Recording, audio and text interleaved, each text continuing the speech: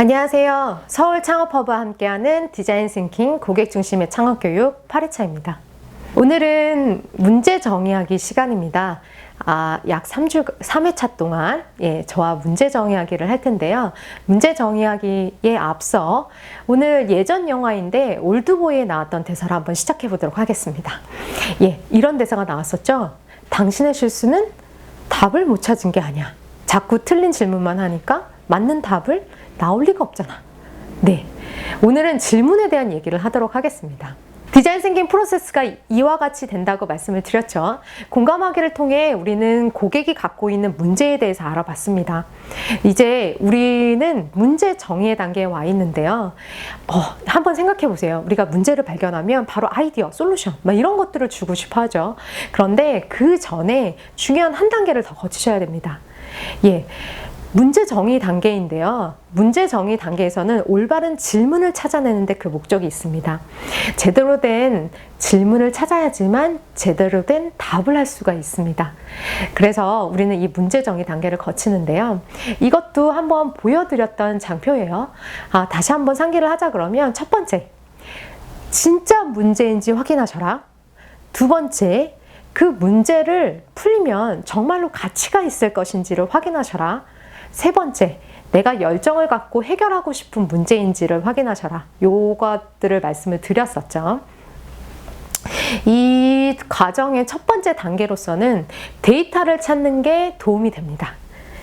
진짜 문제인지를 확인할 때 우리는 데이터를 한번 찾아보는 게 도움이 돼요. 우리가 공감 대상자, 즉 고객의 문제를 발견했을 때 그들이 이렇다 저렇다라는 가설 설정을 우리 나름대로 할 겁니다. 그런데 그것이 나만의 생각이 아니라고 어떻게 판단을 하시죠? 그래서 데이터로 확인해 보는 것이 필요합니다. 사실 디자인 싱킹이 굉장히 정성적인 방법이라고 생각하시는 분들이 많으세요. 실제로도 정성적인 부분들이 많이 들어가죠. 그렇지만 디자인 싱킹을 통해서 최종 아이디어, 결과물까지 나올 때는 사실은 정량적인 데이터들이 좀 필요합니다.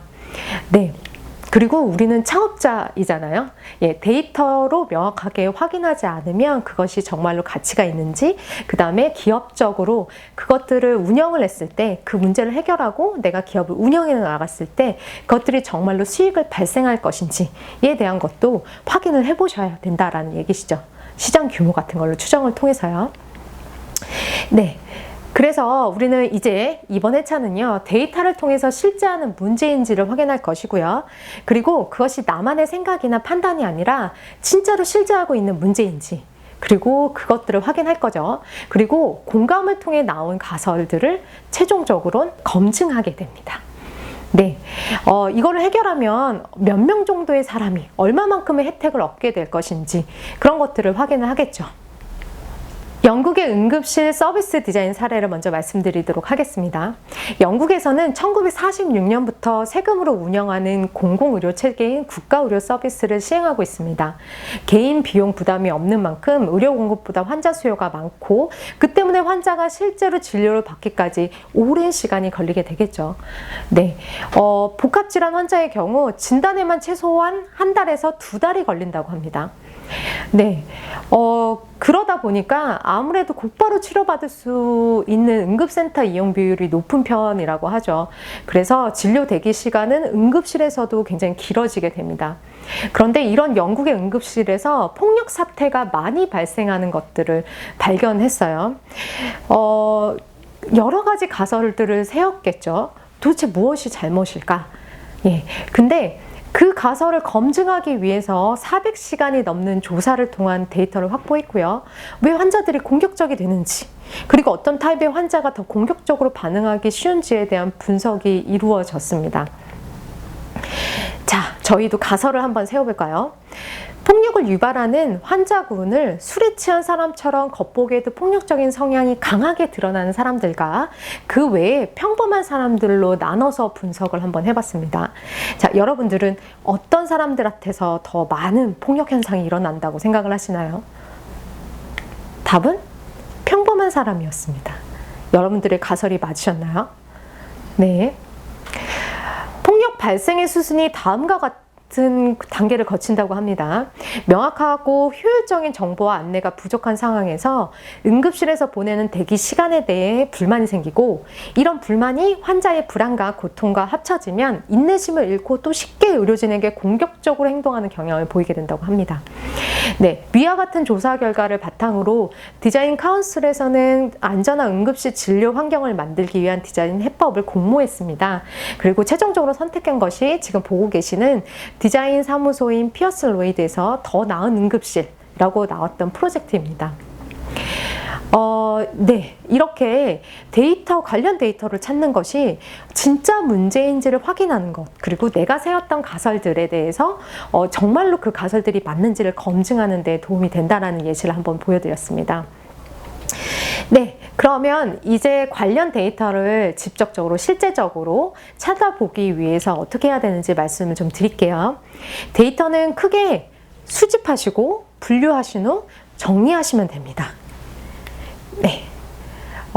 자료 수집은 흔히 딱 생각하실 때 포털 검색 일단은 해주셔야 되고요. 그 다음에 관련 협회 및 기관에 대한 사이트에서 한번 수집을 하셔도 좋습니다. 그 다음에 세 번째는 뉴스, 정책 자료 같은 자료들을 한번 찾아보시는 거예요. 그 다음에 네 번째는 논문 등의 자료 검색도 도움이 좀 됩니다. 예, 이것들은 기본적으로 좀 찾으셔야 되는 거고요. 그 다음에 기존의 기업들이 어떤 방법으로 하고 있었는지 시장 환경을 알기 위해서는 기업 공시 사이트를 이용해 보는 것도 방법입니다. 우리나라에서는 다트라는 한국전자공시 시스템 사이트가 있고요. 미국에서는 미국증권거래위원회 사이트에서 찾아볼 수 있습니다. 나와 있으니까 한번 참고해 보시고요. 그 다음에 통계 사이트를 한번 보시는 것도 좋습니다. 코시스에서는 통계 사이트에 대한 다양한 통계 자료가 공유되고 있으니까 한번 여기를 들어가서 데이터를 한번 찾아보시는 것도 도움이 될 겁니다. 그리고 특허 정보 사이트 키프리스, 이거는 한국 특허 정보 사이트고요. USPTO, 미국 특허청에서도 한번 찾아보실 아이템이 연결이 된다면 찾아보실 수 있으시겠죠. 네. 이렇게 다양한 부분에서 좀 수집을 해주셔야 해요. 정말 방대한 자료를 찾으셔야 돼요. 예. 그리고 그 방대한 자료를 찾으셨으면 그 다음에는 자료를 분류하고 정리하는 것이 필요합니다. 네, 방대한 자료를 찾으셨을 때 이렇구나 하고 그냥 넘어가 버리시면 나중에 그게 어떤 거에서 찾았고 이게 어떤 거랑 연관되어 있는지 기억하기가 어려우세요. 그래서 엑셀에다가 중요 키워드, 내용, 링크, 출처, 그리고 내가 생각한 인사이트 등을 적어두세요.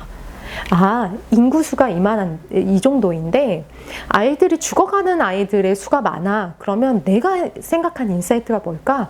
환경 때문인가? 경제적 빈곤 때문인가? 뭐 여러 가지가 있겠죠.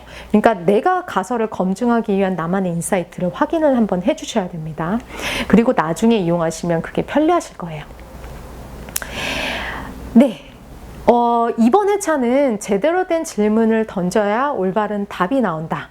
제대로 된 질문을 던지기 위해서는 데이터를 확보하는 것이 중요하다. 그리고 그 예시와 방법에 대해서 한번 알아봤습니다. 그럼 고객 정의하기 두 번째 시간에서 만나 뵙겠습니다. 수고하셨습니다. 감사합니다.